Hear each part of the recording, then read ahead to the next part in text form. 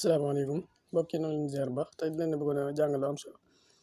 mooy am benn pexe moo xamante ni boo ko defee sa lënkaay mën naa yéex a jeex sa connexion da ngay dem paramètre boo demee paramètre daal di am na ci yenn jollos yenn téléphone yoo xamante ni boo duggee paramètre da ngay gis ci suuf mu bind la utilisation des données bu fekkee lu mel ne sama jollos bii faaw rek dinaa dugg SIM et réseau mobile. su ma duggee SIM et réseau mobile daal di ñëw ci kenn ku nekk simam bu fekkee bii nag moom connecté wu ma si dara damay ñëw ci Expresso bi nga xam ne moom lay connecté daal di dem consommation données application dugg ci léegi boo ci duggee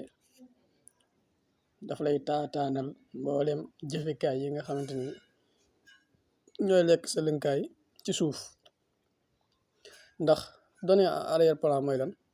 mooy même boo taalee sa connexion sax du tee moom ma ngay jël connexion bi ci suuf waaw moo ngi mel ni tey jii bu fekkoon da ngay lay dara rek wala bokk ngay am looy def te yow am na luy tuuru waaye yow doo ci bàyyi xel yow yaa ngi defe ne maa mbir mi moom nam tolloon rek la toll noonu laa lañ ko mën a misaalee bu fekkee YouTube bi jël na ci lu toll ak 2,77 giga WhatsApp 0,99 giga presque 1 giga léegi boo defee gannaaw YouTube mii moo mën a lekk connexion bu baax a baax dama ciy dugg boo ci duggee da lay wax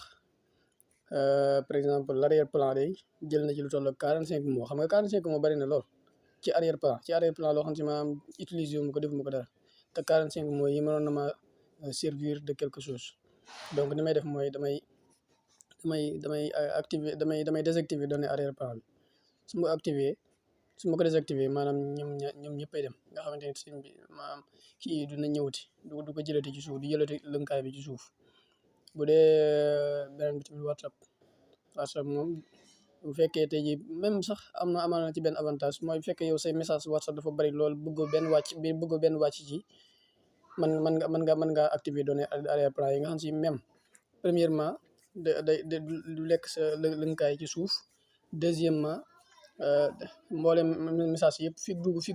du wàcc loolu tamit lu am solo la kon wasalaamaaleykum wa rahmatullahi wa barakatuh